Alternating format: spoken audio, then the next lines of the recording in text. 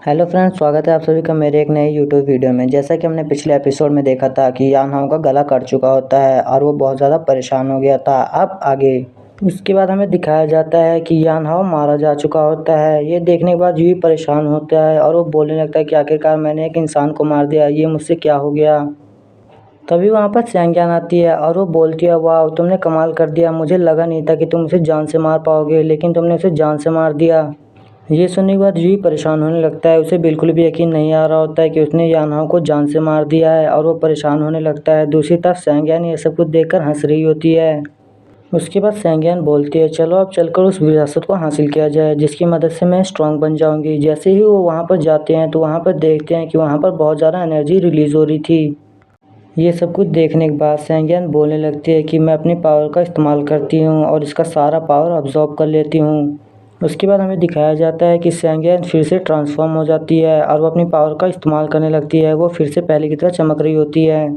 दूसरी तरफ यूई ये सब कुछ देखकर हैरान होता है। उसे यकीन नहीं आ रहा होता है कि वो फिर से ट्रांसफॉर्म हो चुकी है। उसके बाद हमें दिखाया जाता है कि सैंग्यान उस एनर्जी को अब्जॉर्ब करने के लिए आगे बढ़ने लगती है। जैसे ही वो आगे बढ़ती है तो उस एनर्जी की फोर्स सैंग्यान को पीछे ढकेलने लगती है। लेकिन सैंग्यान उस एनर्जी को अब्जॉर्ब करने की पूरी कोशिश कर रही होती है, फिर भी वो उसे अब्जॉर्ब नहीं कर पाती और उसकी पावर कम होने लगती है। ये देखने के बाद सैंग्यान परेशान होने लगती है। धीरे धीरे करके उस एनर्जी की पावर इतनी ज़्यादा बढ़ने लगती है कि सैंग्यान उसे काबू नहीं कर पाती और वो सीधा ही पीछे की तरफ ढकेल दी जाती है। और फिर हमें दिखाया जाता है कि सैंग्यान वहाँ पर बैठ के सोच रही होती है कि आखिरकार उसने क्या गलती की। उसने सब कुछ ठीक किया था, फिर भी वो उस एनर्जी को अब्जॉर्ब नहीं कर पाई। तभी वहाँ पर यूई आता है और वो उससे बोलने लगता है, हे हनी, क्या तुम ठीक हो। लेकिन वो एनर्जी और भी ज़्यादा चमकने लगती है और वो सीधा ही यूई की तरफ आगे बढ़ने लगती है। ये देखने के बाद सैंग्यान बोलने लगती है कि यूई तुम ज़रा बच के रहना, वरना तुम्हें खतरा हो सकता है और मेरे पास आने की कोशिश मत करो वरना तुम घायल हो जाओगे। सैंग्यान ये सब कुछ बोल ही रही होती है, तभी वो एनर्जी आकर यूई को हिट कर देती है। जैसे ही वो एनर्जी यूई को हिट करती है उसे महसूस होता है कि उसकी ताकत बढ़ चुकी है। उसे चारों तरफ अपनी एनर्जी महसूस हो रही थी। ये देखकर सैंग्यान को हैरानी हो रही थी कि आखिरकार यूई ने इतनी आसानी से सब कुछ कैसे कर लिया। सैंग्यान ने पूरी कोशिश की थी उस एनर्जी को हासिल करने के लिए, लेकिन वो ये नहीं कर पाई थी। तभी यूई बोलता है, मुझे तो कुछ भी नहीं हुआ है, मैं बिल्कुल ठीक हूँ, अब हम दोनों को यहाँ से चलना चाहिए। उसके बाद हमें दिखाया जाता है कि वो दोनों जैसे ही आगे जाते हैं तभी वहाँ पर एक एनर्जी का और सोर्स दिखाई देता है, जिसे देखने के बाद सैंग्यान बोलती है कि शायद ये मेरे लिए है, मैं इसे जाके अब्जॉर्ब करती हूँ। उसके बाद हमें दिखाया जाता है कि वो एनर्जी सैंग्यान की तरफ आगे बढ़ने लगती है और वो एनर्जी सैंग्यान को पूरी तरह से अब्जॉर्ब कर लेती है। तभी यूई को लगता है कि सैंग्यान की एनर्जी बढ़ रही होती है। उसी टाइम पे यूई का ध्यान कहीं और पे जाता है और जैसे ही वो देखता है तो वहाँ पर एक स्क्रोल चमक रहा होता है। उस स्क्रोल को देखने के बाद यूई बोलने लगता है कि आखिरकार ये यहाँ पर क्या कर रहा है, मुझे इसके अंदर से बहुत ज़्यादा एनर्जी महसूस हो रही है और ये इतना ज़्यादा चमक क्यों रहा है। यूई ये सब कुछ सोच ही रहा होता है, तभी वो स्क्रोल और भी ज़्यादा चमकने लगता है और धीरे धीरे करके यूई की तरफ आगे बढ़ने लगता है। और फिर हमें दिखाया जाता है कि वो स्क्रोल सीधा ही यूई के सर के अंदर जाकर घुस जाता है। और ये सब कुछ देखने के बाद यूई परेशान होने लगता है और वो बोलता है, हे आखिर ये क्या चीज़ है जो मेरे सर के अंदर घुस गई है, तुम जल्दी से बाहर निकलो, मेरा सर दर्द मत करो। ये सब कुछ देखने के बाद यूई अपना सर पटकने लगता है और उस स्क्रोल को बाहर निकालने की पूरी कोशिश करता है, लेकिन वो स्क्रोल बाहर नहीं आ रहा होता है, फिर भी वो अपना सर पटक रहा होता है। आखिर में यूई हार मान लेता है। उसे पता चल जाता है कि वो स्क्रोल अब बाहर नहीं आने वाला और वो थक कर बैठ चुका होता है। उसके बाद सीन शिफ्ट होता है और हमें सैंग्यान को दिखाया जाता है। सैंग्यान ने उस एनर्जी को अब्जॉर्ब कर लिया होता है और अब उसकी पावर बहुत ज़्यादा बढ़ चुकी होती है। ये सब कुछ देखकर यूई भी हैरान होता है। उसे भी यकीन नहीं आ रहा होता है कि सैंग्यान की पावर इतनी ज़्यादा बढ़ चुकी होती है। दूसरी तरफ सैंग्यान अब पूरी तरह से ट्रांसफॉर्म हो चुकी थी और उसकी नई एनर्जी लेवल काफ़ी बढ़ चुकी थी। उसके बाद हमें सैंग्यान को दिखाया जाता है जो यूई से बोलती है, मैं बिल्कुल ठीक हूँ, क्या तुम ठीक हो। ये सुनने के बाद यूई बोलता है, हाँ मैं बिल्कुल ठीक हूँ। तभी सैंग्यान बोलती है, यहाँ पर एक पुराना स्क्रोल भी होना चाहिए जो कि 20 साल पुराना है और उसके अंदर एक लेजेंड की पावर होती है। और फिर सैंगियन उसे उस रोल के बारे में सब कुछ बताने लगती है और यूई से पूछती है, क्या तुमने उस रोल को देखा है।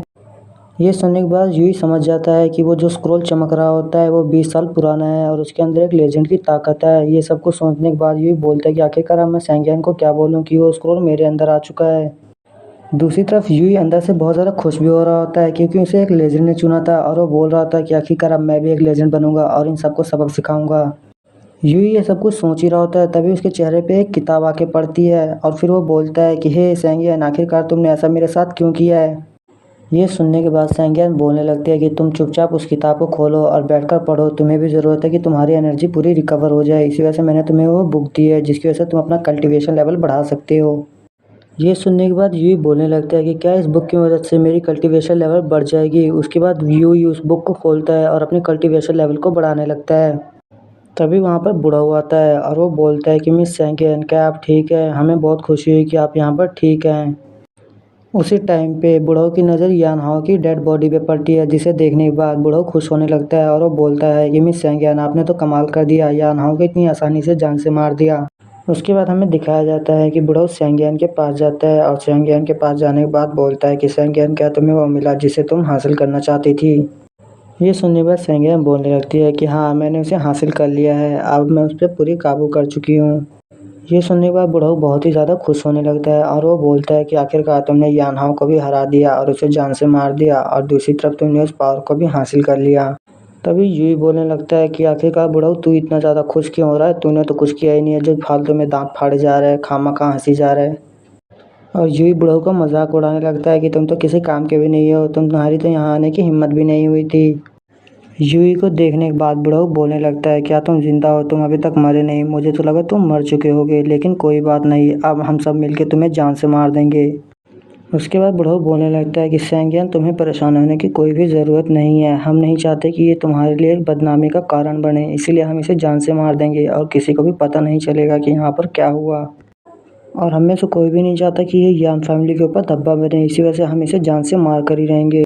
ये सुनने के बाद सेंगियन बोलने लगती है कि इन सब में उसकी कोई भी गलती नहीं है, उसे यहाँ से जाने दो। लेकिन बुढ़ऊ सेंगियन की कोई भी बात नहीं मानता और यूई पे अटैक करने के लिए आगे बढ़ने लगता है। ये सब कुछ देखने के बाद सेंगियन बोलने लगती है कि अंकल प्लीज़ रुक जाइए, वरना यूई घायल हो जाएगा। तभी यूई एक स्माइल देता है और वो बोलता है कि अगर तुम सब लोग मुझे जान से मारना चाहते हो तो तुम सब लोग इसके लिए बहुत पछताओगे, मैं तुम में से किसी को भी नहीं छोड़ूंगा। उसके बाद हमें दिखाया जाता है कि यूई गुस्से में आ जाता है और वो सेंगियन का गला पकड़ लेता है और बूढ़ों को बोलने लगता है कि अगर अब तुझ में हिम्मत है तो मुझ पर अटैक करके दिखा, मैं इसका गला फाड़ के रख दूंगा। और ये सब कुछ देखकर सेंगियन और बुढ़ऊ दोनों ही हैरान हो जाते हैं, उन्हें यकीन नहीं आ रहा होता है कि आखिरकार यूई क्या कर रहा होता है। और यान फैमिली के जितने भी डिसाइवर होते हैं वो सब भी ये सब कुछ देखकर परेशान हो रहे थे। तभी यूई बोलने लगता है कि अब क्या हुआ बुढ़ऊ, अब मुझ पे अटैक क्यों नहीं कर रहा है? अगर अब तुझ में हिम्मत है तो मुझ पे अटैक करके दिखा, मैं इसे बिल्कुल भी नहीं छोड़ूंगा। ये सब कुछ सुनने के बाद बुढ़ऊ बोलने लगता है कि यूई, तुम चुपचाप उसे वहाँ से जाने दो, वरना तुम्हारे लिए अच्छा नहीं होगा। ये सुनने के बाद यूई बोलता है कि चल ठीक है, अब मैं तुझे कुछ करके दिखाता हूँ जिसकी वजह से तेरी और बैंड बजेगी। तो आज के लिए इतना ही फ्रेंड्स, वीडियो अच्छी लगी तो वीडियो को लाइक कर दो, चैनल पर नए हो तो चैनल को भी सब्सक्राइब कर लो।